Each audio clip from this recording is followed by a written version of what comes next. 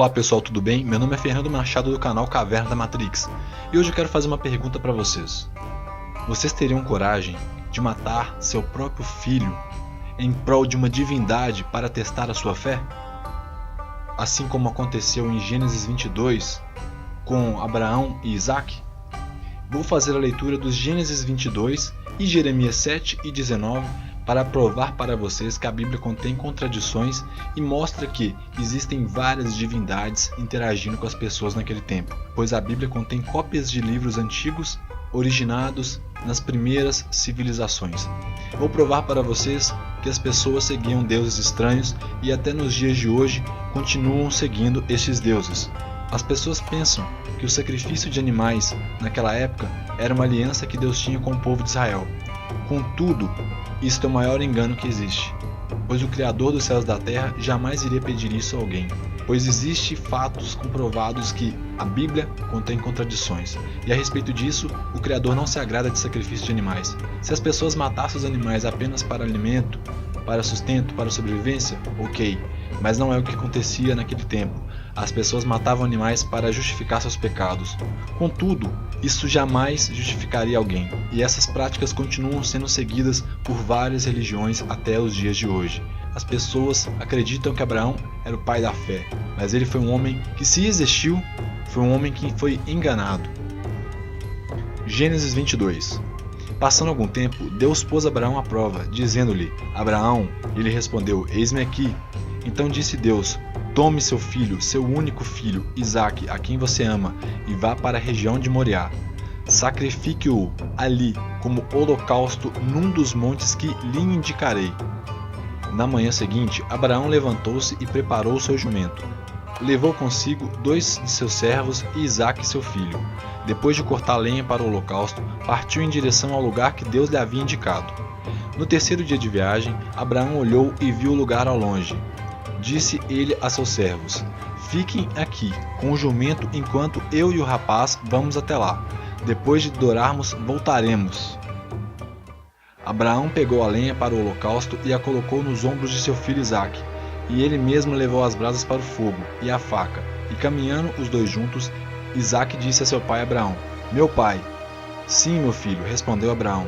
Isaque perguntou: As brasas e a lenha estão aqui, mas onde está o cordeiro para o holocausto? Respondeu Abraão: Deus mesmo há de prover o cordeiro para o holocausto, meu filho. E os dois continuaram a caminhar juntos. Quando chegaram ao lugar que Deus lhe havia indicado, Abraão construiu um altar e sobre ele arrumou a lenha. Amarrou seu filho Isaque e o colocou sobre o altar, em cima da lenha. Então estendeu a mão e pegou a faca para sacrificar seu filho. Mas o anjo do Senhor o chamou do céu. Abraão, Abraão, eis-me aqui, respondeu ele. Não toque no rapaz, disse o anjo, não lhe faça nada. Agora sei que você teme a Deus, porque não me negou seu filho, o seu único filho. Abraão ergueu os olhos e viu um carneiro preso pelos chifres no arbusto. Foi lá, pegou-o e sacrificou como holocausto em lugar de seu filho. Abraão deu àquele lugar o nome de O Senhor Proverá. Por isso até hoje se diz: No monte do Senhor se proverá. Pela segunda vez o anjo do Senhor chamou do céu Abraão e disse: Juro por mim mesmo, declara o Senhor, que por ter feito o que fez, não me negando seu filho, o seu único filho, esteja certo de que abençoarei e farei seus descendentes tão numerosos como as estrelas do céu e como a areia das praias do mar. Sua descendência conquistará as cidades dos que lhe forem inimigos, e por meio dela todos os povos da terra serão abençoados, porque você me obedeceu. Nessa parte já termina o contexto da história do sacrifício de Isaque. Agora vamos fazer a leitura de um trecho de Jeremias 19, versículo 5, pelo qual é um versículo isolado, mas se adapta muito bem com a situação que Abraão se encontrava. Por quê? Se Abraão fazia sacrifícios de animais e de crianças, porque era comum as pessoas daquela época fazerem esse tipo de coisa, por que nesse momento aqui existe uma outra divindade dizendo através de Jeremias, Vou ler para vocês. Construíram nos montes os altares dedicados a Baal, para queimarem os seus filhos como holocaustos oferecidos a Baal, coisa que não ordenei, da qual nunca falei, nem jamais me veio à mente. Agora vamos voltar lá no texto e vocês vão perceber, eu vou ler novamente para vocês. Quando chegaram ao lugar que Deus lhe havia indicado, Abraão construiu um altar e sobre ele arrumou a lenha. amarrou seu filho Isaque e o colocou sobre o altar, em cima da lenha.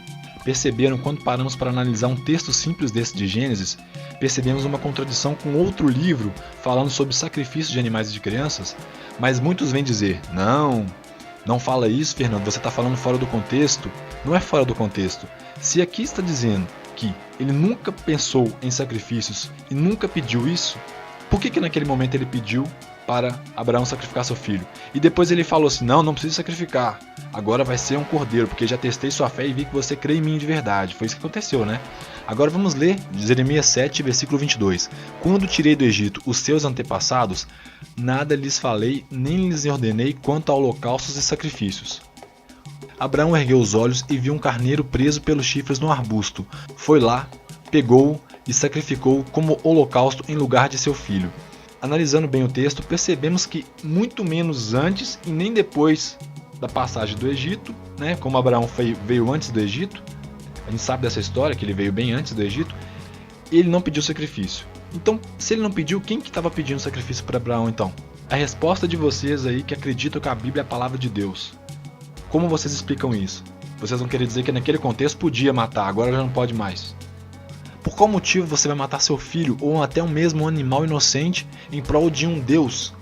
Mas matar a bel prazer por causa de um sacrifício de provação de fé? Isso é loucura. Se existe outras divindades, de fato, essa divindade que falou com Abraão é uma entidade alienígena do mal. Durante milhares de anos, os homens têm registrado eventos que sugerem que seres de outros mundos desceram dos céus para visitar a Terra. Esses registros representam a base para aqueles que acreditam que, no passado, a Terra foi visitada por seres de outros planetas.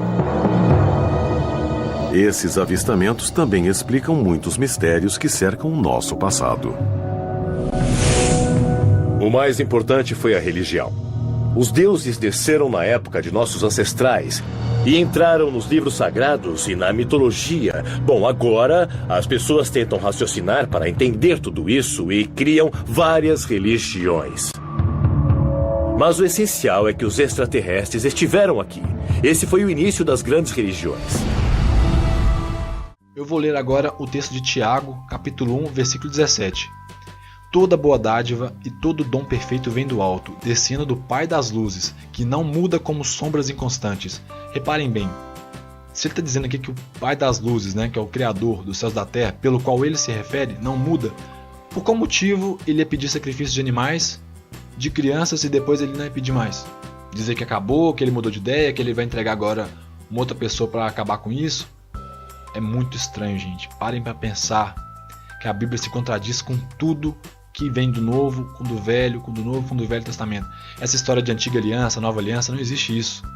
A aliança do Criador, do verdadeiro Criador, sempre foi uma: amar o próximo e amar a Ele. Agora, amar deuses estranhos, potestades, anjos caídos, seja lá o que for que você possa imaginar, alienígenas, não façam isso. Porque se essas entidades realmente existem em outras dimensões, elas estão dominando as pessoas até os dias de hoje.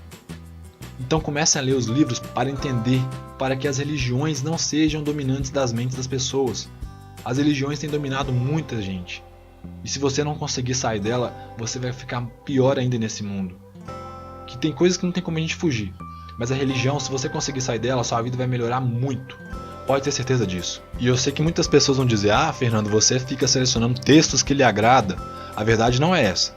Eu já expliquei isso em Hangouts, já expliquei isso em vídeos, que eu uso a Bíblia apenas para contestar com ela própria, para mostrar que existem contradições, porque eu não sigo essa Bíblia, gente, eu não sigo esses livros. Agora, usar esse livro como regra de vida, isso é a maior loucura que se pode ter.